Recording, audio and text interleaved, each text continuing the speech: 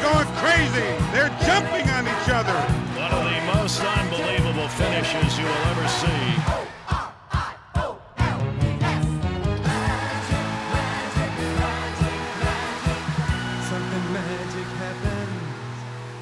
And welcome to it. Welcome to Orioles Magic, the podcast. Brett Hollander and Geoff Arnold. Geoff, always great to see you, buddy. And we got some new gear, some new equipment here to make this podcast really pop. We do. I have a brand new microphone. You do as well, so it should sound a little bit clearer to everybody. If you watch this on the video part, I actually have a light as well, which is right in front of me, which is making me look probably brighter and better than it should. But a big tip of the cap to Tyler Hoffberger and Matty Campos, who assisted us. Yeah, the whole world is trying to get accustomed to being technical wizards right now, but I don't think anything can help us, Geoff. So, Geoff, as you know, it is NFL draft week, always a big deal. The baseball draft still supposed to happen in a few months. The Orioles picked one last year. They got Adley Rutschman. They'll pick two this year, then three in the first 39. I'm excited about this. MLB.com, MLB Pipeline came out with their top 100 draft prospects yesterday, and I've been combing it over, and I want to run down their top five. Again, the Orioles don't get the first choice, but they get the second choice. Number one for them is the big slugger, Spencer Torkelson of Arizona State, first baseman. Then Austin Martin, who's an infielder, shortstop, third. Some say he can play outfield too from Vanderbilt. Asa Lacy, a left-handed pitcher from Texas A&M. Emerson Hancock, right-handed pitcher from Georgia. And middle infielder Nick Gonzalez of New Mexico State. Obviously, any one of those picks, the Orioles would love to have more than one. But they get one of those. And I'm already kind of excited to see where they go here and to get three of the first 39. And what I love is this MLB.com list gives you 150 prospects for fans to look at. It's a great thing to look at, and it's a great debate that I'm sure the Orioles are waging right now from their respective home offices. Mike Elias was telling us last week that they had already started their draft prep and have gone for a bunch of meetings. They've got an entire draft board, which scales 40 different rounds. And I don't have a great sense as to where they're going to go with the pick. Usually that early on, you're going with best available. But I think the Orioles are going to assess the different types of things that they have in their farm system. They know what their strengths are. They know where they're trying to improve. Torkelson can hit by all accounts. The only thing that sort of stood out to me about him is that he's another one of those first base, third base, left field types, which the Orioles already have a bunch of right now, and kind of goes against what Mike Elias is trying to do with his players. You want guys who can play multiple positions. I tend to think that if they don't go the pitching route, that they might try and go with Martin if he's still on the board at that point, just because he might be the best pure hitter in the draft and he can play a bunch of different positions on the infield. You could also move him to the outfield as well. You've certainly heard that with guys who play shortstop before. I think if I remember correctly, Brian Roberts on a spring training broadcast had some really good things to say about Nick Gonzalez. Power numbers for him are really good. The one thing you do have to factor in is because he was playing in New Mexico, that they're playing at elevation, so the ball's going to fly a little bit there. But he put up a really good showing in the Cape Cod League last year, so that's something to pay attention to as well. And then on the pitching side, it sounded like the Georgia pitcher Hancock. Made some adjustments, it sounded like, this year. So maybe the numbers didn't look quite as good. It sounded like he was trying to pitch at the top of the zone a little bit more with his fastball, which is something that you're starting to see across the game. And it seems like Lacy is pretty well regarded, and there aren't a ton of maybe highly touted left-handed pitching prospects available. So he's intriguing too. If I had to take a guess, I would imagine that they would pick Martin if he was available. If not him, maybe Gonzalez, maybe another pitcher. I don't know. And that's what's interesting about this draft. But the issues are that you just don't have a consensus number one overall this year like you maybe had with Adley Rutschman last year. Yeah, I think that's true. Now, the Orioles don't get their true pick of the litter, although they may end up with the guy they want. I agree with you. Based on organizational need to get an infielder, shortstop, second, third, whatever Martin or Gonzalez end up being, if they can hit and play defense, that is just a huge infusion to the needs of the organization. Hard to look past that. It's considered a pretty good pitching organization right now. But if you feel Lacy or Hancock are a legit fast-moving number 1 or 2, that's also, as we know in the American League East, almost impossible to pass up.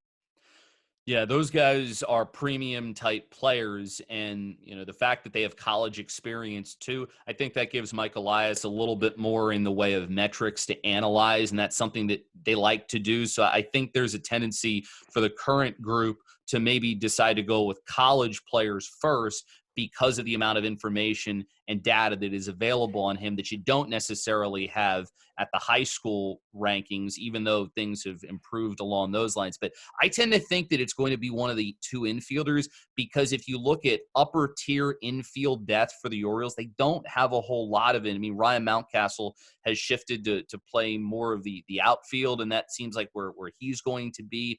But there's not a whole lot of those highly touted upper level infielders that you feel like can make an impact on the Orioles in the next couple of years. So if you think that maybe Martin or Gonzalez can be one of those fast movers like you talked about, that's why I would tend to believe it's going to be one of those guys that they go with. I agree, and probably easier to acquire corner depth, outfield help, whatever it might be. If you go and you look at some of the rankings of the Orioles farm system right now, and you've seen most of them as far as infields go. You have Caden Grenier, Grenier, I should say, who is a high draft pick out of Oregon State, teammate of Adley. You have Mason McCoy, and you have a handful of other guys who are certainly intriguing. I'm kind of high on Rylan Bannon as a prospect, but you don't know. But certainly no one is a surefire here.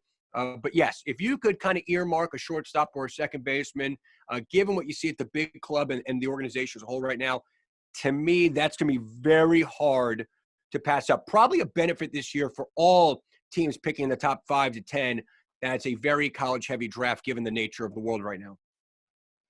And you still think that the other part that you have to consider too is that the guys that maybe you could steal later in the draft that you still feel like could get through your system pretty quickly, you're probably not going to have an opportunity to go out and grab those guys this year, because we don't know if the draft's going to be 5 rounds, if it's going to be 10 rounds. It's probably going to be one of those 2. And then guys that you can maybe steal later, someone in a 12th round or 13th round who's a college senior, somebody that you really like.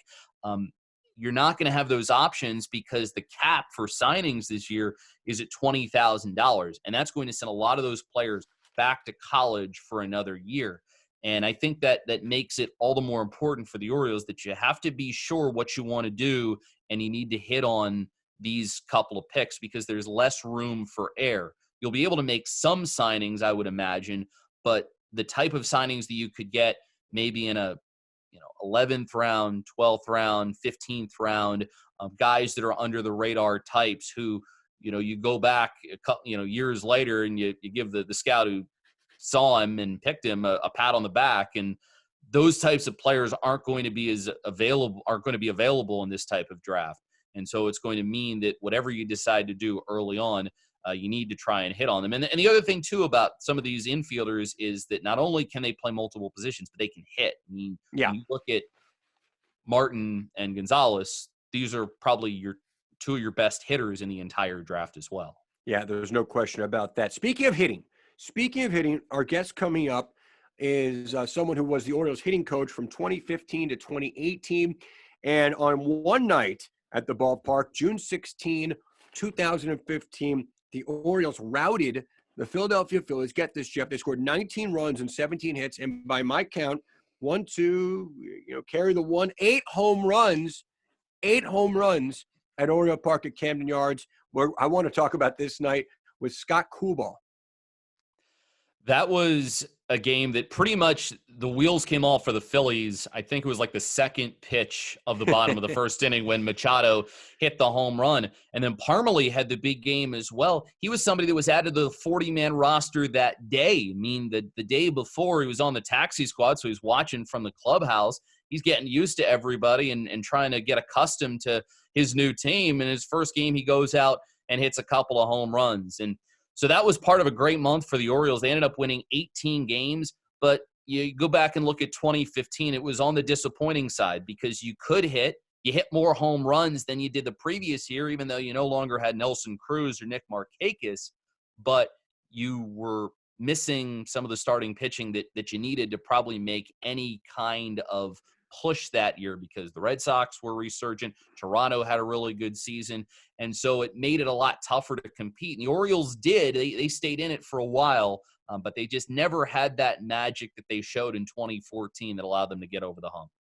Yeah, pitching certainly the key. But let's chat with Scott Coolbaugh. And now let's bring on the former hitting coach of the Orioles from 2015 to 2018, currently an assistant hitting coach for the Chicago White Sox. Scott Coolbaugh is with us. And Scott, thank you so much for joining us. Let's look back at this date, June 16, 2015. It all came together for you and the Orioles offense. 19 runs on 17 hits, 8 home runs. What's your level of satisfaction as a hitting coach when you get a game like that? Yeah, I mean, you put in the grind every day to try to get guys to click and come together on a nightly basis to try to win a ball game, and that's what you two do. And then when you see it come together like it did on this special night, it's definitely very gratifying. It's something you hopefully build on, and it's one of those enjoyments that you remember, as a hitting coach, because they don't come very often, and when they come like that, you definitely remember them. Did you have a sense it was going to be a special night pretty early, because Manny Machado homered on the second pitch of the bottom of the first inning? Well, I mean, we were facing Jerome Williams. He would have been a spot starter for Philly. He wasn't one of their top guys at the time. I think he'd been throwing the ball well, but during those type of months, June, July, August, it seemed like we always were a team that kind of heated up from an offensive standpoint. And, it was just one of those nights when Manny hit that first one, it energized everybody. Jerome got hurt in the first inning. I think we put up 6 runs, and it was one of those things where I felt like everybody was, putting the hammer down and going to go for it and have a great night. So let's go through the home run list here. You get 2 from Machado, 1 from Jimmy Paredes, 1 from David Lau, 1 from Chris Davis, 1 from Ryan Flaherty, 2 from a player named Chris Parmelee. Maybe some fans remember, but he was put on the 40 and then 25-man roster essentially before this game, and he goes deep twice for you. Tell us about that. Well, it's funny you say that, because last year, 2019 spring training, I was with the LA Dodgers, and Chris was in the minor league system, and we had visited over and over about that night. But those are the type of things that you find special, because these guys are, in the game that have grinded to get an opportunity, and he come up and he really showed well that first night. I think he got 4 hits, perfect night on a perfect evening. So just those are the times when you see guys that you haven't run across in a long time. It sparks memories right away. And, just very happy for him to have the success that he had that night.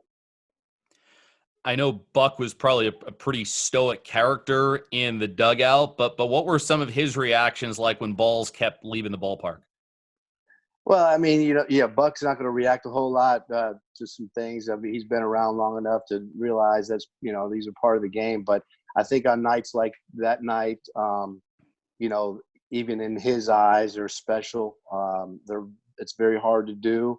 You don't see it on a nightly basis, obviously, and it was a record at the time for the franchise, and those are special moments. I know that he'll remember those for what they are. Obviously, the wins and losses are the main thing, but those are moments in time during your manager career that you say, "Hey, that was really fun to watch," and I think deep down he saw that also. Yeah, it's one thing to get a couple from Machado and 1 from Davis, but the supporting cast on a game like this, when David Lowe goes deep and a Paredes goes deep, and we mentioned Parmelee and Ryan Flaherty, is that almost more of a satisfaction from a hitting coach's perspective when, the non-stars really contribute? Yeah, I think so, because every night, guys like Machado, Chris Davis at the time, Adam Jones, J.J. Hardy, those were kind of the gluing pieces to the team. You had John Scope at the team also. You kind of relied on those guys, and then you had a supporting cast. And whenever you had the supporting cast really step up and have those type of nights, you really take pleasure in those. And especially people like Ryan Flaherty, Chris Parmelee, these guys were all grinders. Jimmy Paredes at the time, people don't realize probably that he was leading the league, I think, in hitting during this time from an average standpoint. So those are moments that you remember those guys, because that was their time in the sun, that time where they can reflect and say, hey, I did something special and was part of something special. And I think as a hitting coach, that's really gratifying. Flaherty hit the final home run, the eighth one of the night, and it came against a position player, Jeff Francoeur, who had to come on and finish out the game. I know he was getting some grief about it afterwards for hitting that record eighth home run, the most in a game in team history. Were you giving him any grief at all that it came against a position player rather than a pitcher? Well, you definitely got to join in with the group and give the ragging going on. It's funny you say that, because I talked about Parmley in 2019 spring training with the Dodgers. This year in 2020 in spring training, I saw Ryan with the San Diego Padres, who's coaching now. And we laughed about some memories, talking about the Orioles times. And we definitely brought that up with Jeff Francoeur and said he definitely can hit BP with the best of them. But, he takes it all in good fun. Happy for Ryan. It was topped it off. Nobody better to do it at that time than Ryan, and he takes the ribbon very well. I want to ask you a question about Ryan, who's personally, for me, one of my really all-time favorite guys that I've ever covered. Just a really nice, genuinely good person, but obviously someone with a lot of talent. I mean, first of all, to play that many positions in a big league game, in the big leagues, someone who was a legitimate 300 minor league hitter or so, a high draft pick, and you rarely see utility guys hang around with one team for 4 or 5 seasons. He's hit a couple of playoff home runs, but obviously he was never really able to take those minor league numbers and put them in the big leagues. When you see a guy like that, just not be able to put the whole thing together in the big leagues, are you, as a hitting coach, able to identify the why to those things? Well, I mean, let's face it, everybody that plays at the big league level is definitely, got very good talent. They deserve to be there because of their talent. I think a lot of the times things happen where you see that they don't handle situations as well from a mental standpoint, or be able to slow the game down, anxiety. And I'm not saying those things are characteristics of Ryan, but, those come into play, trying to do too much, trying to prove that you belong all the time. And Ryan, he was, as you said, a top draft pick. And, one of the things that kept him around is he did things so fundamentally sound defensively. And Buck was a big stickler on the defensive side of the ball, be able to catch it, do the little things to win ball games. And Ryan did that tremendously. That's why he played all those positions. But he was a hard worker. He was a hard trier. He went out there every night and tried to prove that he belonged. He never felt like he was comfortable in being on the team. And I think sometimes that attributes to, not as much success as he had in the minor leagues. And it happens to a lot of guys. And, Ryan has to be proud of his career. I'm definitely proud of him. He was one of my favorite players to ever be around. Caleb Joseph's another guy from the Baltimore Orioles. Those guys you take special interest in because they care so much. They try so hard. And it doesn't come as easy to them as it does to some of the other guys. One of the guys that it always has come easy for, Manny Machado, who went from 12 home runs that season to 35, had an impressive campaign. What was the big jump in home runs related to? Was it just being healthy, or was it maybe something else? Well, I think that a lot of times, these guys go through injuries, and it kind of forces them to put a little bit more emphasis in areas in their body that's going to help them along the way. And I think that with Manny, with the knees, he definitely strengthened his legs and his lower half. And I think that attributed to a lot more power. You don't find a lot of guys that are real skinny hitting home runs, so he was a thin kid coming up out of high school. He eventually grew into his body a little bit more through that injury in 14, coming into 15. I think he was, as strong as he possibly would be at that moment in his time. And I think that started to lead him understanding how to hit for more power. And it just kind of took off. And as you've seen over his career so far in a short period of time, he's gotten stronger and stronger every year, and he's able to put up those numbers consistently. We all know about the infusion of numbers, data, analytics, whatever you want to call it in today's game. From a hitting coach's perspective at the big league level, how much of your time is dedicated towards the day-to-day prep? Here's the pitcher you'll face tonight. Here's the likely bullpen you'll face tonight, to your hitting mechanics, that hitter being ready to go physically and mentally to hit? Well, it's a combination of both, but I would say that the majority of the time is based on, game planning. How are you going to attack the pitcher that night? Each individual, how that pitcher is going to pitch that hitter, some of the strengths and weaknesses. What are you going to, what is your approach off of that certain pitcher, depending on the type of pitches and what sequences he throws. So those are the most important things. On a daily basis, there's always cues that players go through. That's why it's so important to have routines, that these guys are, stay on top of their mechanics. They don't, waver away from them. They stay consistent. And those are things you do on a daily basis to prep yourself for the game. But the most important thing is really the game planning and understanding who's pitching that night, what he's going to try to do. If he attacks you a certain way and you have success off him, what's he going to do the next time around and change and try to get you out? So it's a cat and mouse game all the time. You never got it down to a science, but you try to use all the data and things that are available today in the game and try to use it to your advantage. 2015 Orioles were big home run hitting team. That's what they have been for a while. But as you look at where the game is going with more of the three true outcomes, what do you make as to sort of where the game is right now from an offensive standpoint? Well, it's difficult, because I grew up in an era, where contact was, a big thing, and guys stayed in the at-bats a little longer. And today's game, you're seeing guys going for it from pitch one. I kind of understand it. I mean, it's one swing, it's a run on the board. A lot of these guys are capable of doing it. I've said a long time ago, it's a lot harder to get 9 hits consistently, 10 hits a game, and you got to find other ways to score runs. And it just related to now where the power is one of the things is the easiest way to score. You don't see a lot of base stealing much anymore to create opportunities. So the game has changed in that regard, and you kind of have to accept that and understand that we've always, as hitting coaches, talked about the best hit is the line drive, right? The ball in the air.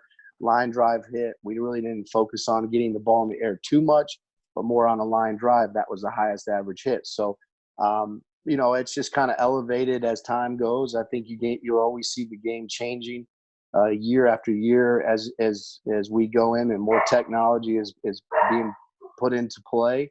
But you adapt to it and you try to take a little bit of the old school sort of thinking and understand, maybe, play to the game, to the scoreboard a little bit more to if we need base runners and if you need situational hitting, to get these guys to understand that's just as important too. Scott, right now on the internet, on Twitter, you name it, because of what we're in right now, a lot of old videos of some great players are popping up constantly. Take a look at Griffey Jr.'s swing. Take a look at Mickey Mantle's swing, whatever it might be. Who's someone you really just enjoyed watching from a pure hitting standpoint? You can name more than one. Well, I grew up with a lot of, in the era with some really, really good players, people like Jeff Bagwell and Ken Griffey Jr. and Edgar Martinez, for one, played with Harold Baines, who's a great hitter. You take different things, but one thing that I really enjoyed from a standpoint of a right-handed hitter, because I was a right-handed hitter, was Edgar Martinez.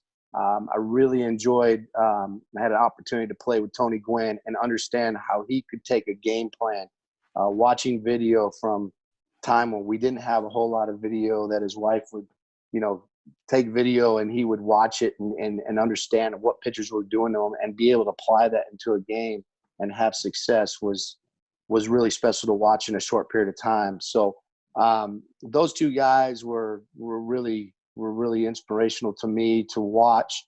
Really, Tony was the guy that, to me, watching him made me get invested a lot more into just playing the game. You look back at 2015, Chris Davis had those 47 home runs. You were working with him every day. He showed a lot of promise in spring training this year as he continues to stay in shape and mentally prepare himself for what we all hope is going to be a 2020 baseball season. What things can he take from 2015 and maybe try to apply to this year? Well, I'll tell you what. I mean, I watch from afar. I've always been a Chris Davis fan. He's a kid that lives in the area. I actually saw him about a week ago. I just ran into him randomly, said hello and seeing how his wife and kids were doing. I think that some of the things that he did this winter probably translated into spring training. I think people saw some success from him from a short period in spring training. We all know it's just spring training, but it was a different spring training for him other than the years in 17 and 18 and 19. So I think that he's probably excited about that, probably trying to build off of that. And I'm rooting for him. I hope that, he's the type of guy that, has a bounce back year. And, he's taken a lot of criticism. He's handled it well. And I think that, he just needs to go out there and play for himself and understand that, what makes him happy and enjoys the game again. And we'll get him back to possibly putting up some numbers that at least people will be saying, you know what, we really appreciate you going those hard times to see the good times. And Scott, going back to the changes in the game, the evolution of the game, and just kind of play on the question about Davis, take Chris out of it. He's one of a number of players you could put in this. Hitting against the shift. And I've heard different breakdowns of it. I've read different breakdowns of it. Would it be simple for him to slap the ball the other way, or someone like him to bunt it the other way, taking away their power, whatever it might be? But what's your sense of the evolution of that? I mean, I guess people have said, yeah, they did hit it against the shift. They hit it over the shift and try to put in the seats. But what's your sense of the hitter's best approach, especially those dead pull hitters, when it comes to the shift?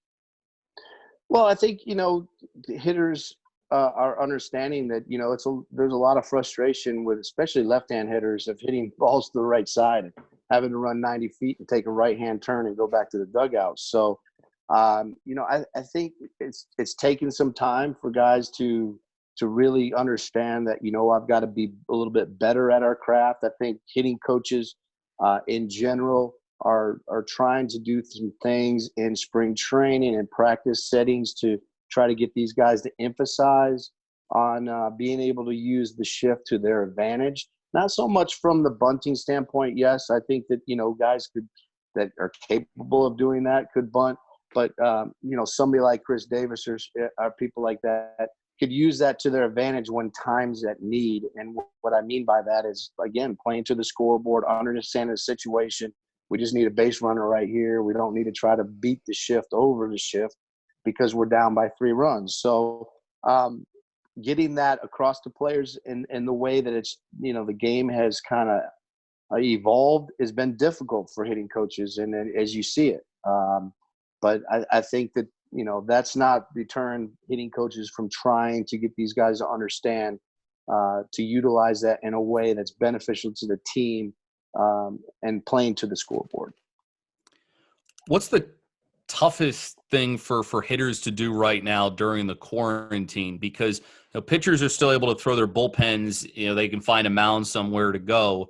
But how does a hitter stay actively engaged and get their work in when they know that trying to get live BP from somebody or just somebody throwing 95 off a mound is just not really an option right now? Yeah, that's always the difficult thing. So you take the off season, for instance, right? We kind of take it as an off season. Unfortunately, we started spring training. Everybody was feeling pretty good. We're in the mix of, a couple weeks away from starting the season, and then you shut it down. So it's more of an off-season mindset. These guys are hitting off of the tee, or somebody that, possibly is, flipping or throwing BP to them. They're always able to stay active with their swings. The issue is, like you said, is that timing of 95 to 100 mile an hour fastball coming in, and that's going to take time again. There's really nothing you can simulate to get that timing and that rhythm off pitchers because they have different movements, different actions. Ball has different actions, and it's very tough to simulate that off of machines or just somebody throwing BP. So the most difficult thing is, like you said, is that's why you have spring training. These guys got to get their timing back, seeing some pitchers live. And, that's going to be the interesting thing moving forward, is that when the time comes that we get a chance to get back on the field, is how long is it going to be needed for them to feel comfortable getting ready. And last one, Scott, a lot of the TV cameras in a ballpark at a major league game aren't necessarily on a hitting coach, maybe more the pitching coach, certainly the manager, we know that. But I know you're so emotionally involved with your players. You work with them so much before and after every game. And let's say, it's a breaking ball count, it's coming. You think you've told your hitter it's coming, but it's still not picked up. Maybe he swings through it. Maybe he takes it for a called strike 3. Emotionally, how much do you have to kind of tell yourself not to react in the middle of a game when I know you're so connected to each pitch and each one of your players? Well, it's hard because you do live through the moments with the players because you spend so much time with them. They're at bat. It's almost like you're at bat. You're going through it on a pitch by pitch basis. But I think the one thing you have to understand is that, if you show emotion towards something negative towards that hitter, he's thinking that you're not backing him or, behind him 100%. When he looks over, if he's looking like he's looking into the stands or something and he sees you with an emotional look, it may freak him out. So I think the staying positive, this game is very difficult. It's a game of failure, really. And for us as hitting coaches, we got to be the support system and understand we have to be strong. Our nights are tougher at night when we're going home in bed and we're scratching our head and the hair's getting gray because you're in bed thinking about how am I going to get this guy out of the slump, or how can I get him to lay off that breaking ball in the dirt, or how are we going to get him to feel more confident at the plate. So during the game, we try to be stoic and, be supportive of the players and be as positive as possible. And is hitting a baseball the hardest thing to do in pro sports? It is not the hardest thing to do. Getting a hit is the hardest thing to do. So hitters would tell you, they can make contact with the ball a lot of times, but getting hits with these type of players and the data, the shifts and the defense alignments, it's so hard nowadays. And, it's something special to be a part of and watch these guys go through and have success because it is so difficult. And it is the hardest thing to do in sports is get a hit. Scott Coolbaugh, former Orioles hitting coach, currently an assistant hitting coach with the Chi Sox. Scott, we really appreciate it. We hope you and your family are well in this time. I appreciate it, guys. Thank you. Stay safe, and hopefully we'll get back to baseball soon. Let's hope. That was a lot of fun, Geoff, talking to Scott Coolbaugh. I think you get around the game, and you've done this so much in your career, talking to the people in the daily grind of coaching or scouting, whatever it might be, and the perspective and stories they have. But to reach that level of a hitting coach, a big league hitting coach, and now an assistant with the White Sox, and he's seen so many great ones come through and so many of the ones that probably overachieved or underachieved, which is just as fascinating to me as a baseball guy. And just as, I think, satisfying as a hitting coach, as he kind of talked about with Ryan Flaherty and Caleb Joseph, when those guys are able to put together seasons that maybe they weren't sure that they were able to put together, and they were able to overachieve and succeed and do what you wanted them to do. I mean, in a way, as a hitting coach, you expect the superstars to perform and your top players to go out there every day and put together results. But it's maybe when you have a Flaherty, a Steve Pearce, or one of these other players that puts up numbers that you weren't necessarily expecting them to, but you see how hard those guys are working in the cage and in the tunnels and all the different video work, what they're doing. And as a hitting coach, you see all of that. When those guys go out there and put up big numbers and help your team in a meaningful way and maybe overachieve, that's something that as a hitting coach, I think maybe you're even more proud of. If you could tell us in your time covering and calling minor league games in the Orioles organization, who's the coach you most like to kick the tires with and talk baseball with? And it doesn't necessarily have to be talking about a specific player, but the game itself, the inside baseball of it all. There were a lot. It's hard to probably pick out one. If Dave Anderson, who is the now manager for the Delmarva Shorebirds. If you spend any time with Dave Anderson, and he would come into town a lot as the infield coordinator for the Orioles formerly, you would hear some unbelievable stories. I really loved hearing about him talk about his time in Texas working with Omar Vizquel on an everyday basis, and just how Vizquel would go about his daily routine and how he would work with him, and the way that Vizquel wanted him to do his pregame work every day. It didn't matter that he was in his 40s at the time. He had his set routine and the way that he wanted to go about it. I had fun when Terry Crowley was a special assignment hitting coach with the Orioles, and he had his career as a pinch hitter for the team and was unbelievable at that.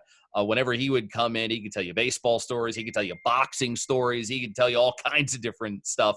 And you know, there's so many good coaches and managers that I worked with that could tell you something about the game or go back in time, and you know, you'd remember it. And so to probably try and isolate one guy would be really difficult, but I would say getting some of those stories, especially from Dave Anderson, those were always pretty memorable. Yeah, that sounds amazing to get the kind of inside look at the game, really the game behind the game, and what it takes to play baseball at this level and play for that long. Geoff, our next episode is dropping Monday. We're going to feature one of my favorite all-time Orioles games, September of 2012. The Yankees were in town. It was Cal Ripken night at the ballpark. The Orioles, we all kind of in Baltimore woke up around Labor Day and said, is this happening? Is this team really in firm contention after 14 years of losing and missing the playoffs? And it was a full house that night. Matt Wieters hit a 3-run bomb in the first inning. The place erupted. So you unveiled the new Ripken statue. It's the anniversary of 2131. Bill Ripken, to this day, he gives one of the great speeches I've ever heard in defense of his brother. Believe it or not, especially outside Baltimore, really only outside Baltimore, there was criticism of the streak and how it was viewed. And Bill gave an airtight, just crushing blow to those people. And I mean, the place was alive, and it was at that point, the Orioles and Yankees, and really the entire way through, right up and through that division series, were playing neck and neck baseball. And it was something else, and it was a wonderful game. So we'll look back at that for our next podcast.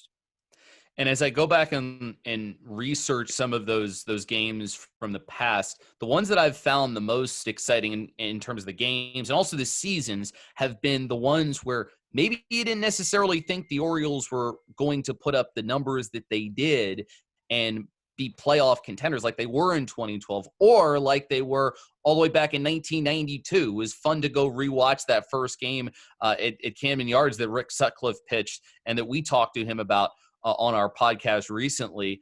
Those have been the seasons and the ones when I go back and reread some things about those years and remember some of the things about those years that I've been the most excited to go back and relive, because it's one thing when you know you're going to win. And it's cool to look at those seasons in one way, but it's maybe the years where you're not sure what you're going to get, or the years where you're surprised. And definitely that 2012 season and that 92 season were a couple of those. Yeah, no question about it. All right, Geoff, that was a lot of fun. We thank Scott Coolbaugh and the great team behind Orioles Magic, the podcast. Until next time, we'll talk then.